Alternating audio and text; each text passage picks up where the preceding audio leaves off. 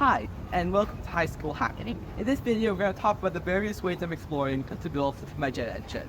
I apologize a bit for the strange scenery here. I'm currently traveling, but I'm making the best of it.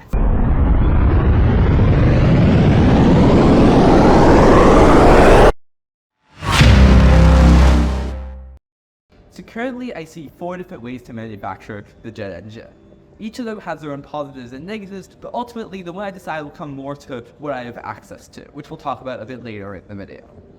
Before we continue, I'd like to quickly mention a bit about temperature. There's kind of two types of pieces in this jet engine. There are high temperature pieces and low temperature pieces. The high temperature pieces, as we discussed in the first video, are about 1400 to 1500 degrees Celsius, or that Fahrenheit for Americans. And the low temperature pieces are 67 degrees Celsius.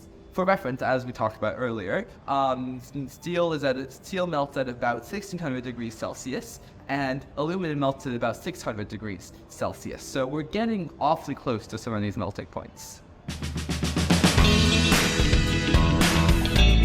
First, let's talk about CNCing, both steel and aluminum. This was my original plan, to CNC a sequence of vertical steel slices that go across, like 9 I think was my plan at some point, and then bolt them all together with 4 really long bolts in the corners. This has the advantage of giving me really high accuracy. Some CNCs can be accurate down to microns. Unfortunately, the ones I'd have access to are probably close to the millimeter range, but still, I'd have really good accuracy and a huge amount of control.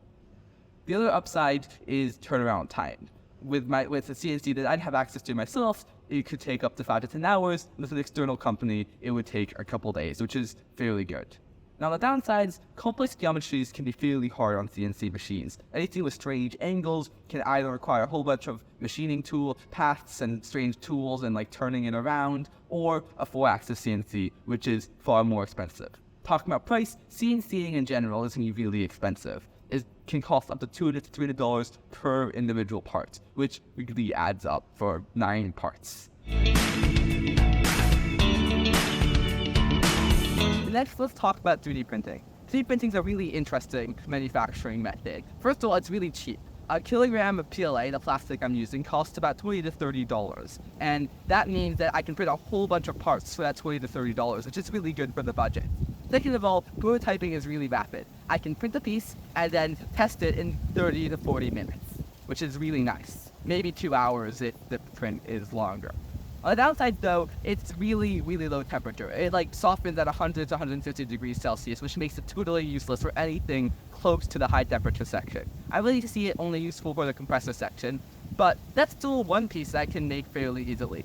The last problem is it's really brittle and not very strong. It breaks super easily, and when it does break, it totally shatters, which can cause other issues. Next, let's talk about a slightly higher temperature application of 3D printing called SLA ceramic 3D printing.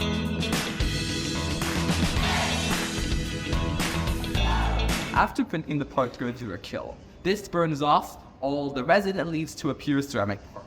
This is really nice because ceramic has a fairly good heat tolerance. It can actually tolerate the temperatures I need even close to the burner. This still has all the upsides of 3D printing. You can print almost any design, which is really nice, but it has a few downsides now. For example, rapid prototyping is no longer possible. It takes 3 to 4 days of turnaround time between design to print because of the time it takes to fire up a kiln. Secondly, there's also dimensional accuracy. In the kiln, when the resin is burnt off, the whole part shrinks a bit, so it's really hard to get the same tolerances you can get on a 3D printed part.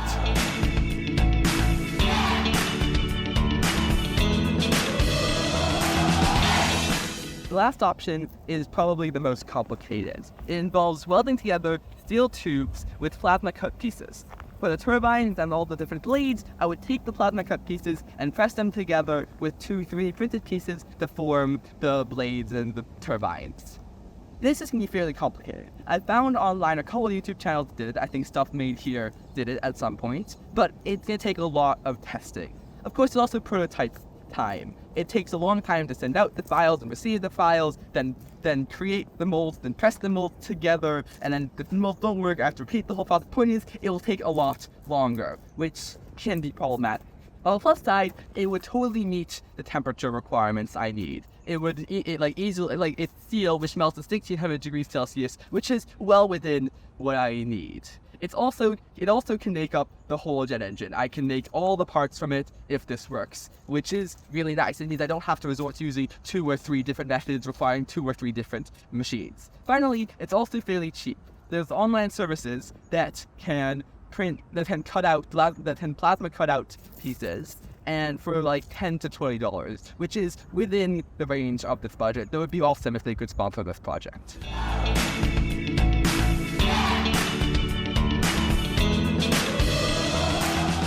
In the end, the option I choose will depend on what I can get access to. This budget is really tiny for the project, so I'm going to try to get a company to sponsor this project. So far, Makera has caught my eye as a company that builds a fairly small CNC machine that can actually machine steel. But if you know any other companies that'd be interested in sponsoring, feel free to reach out.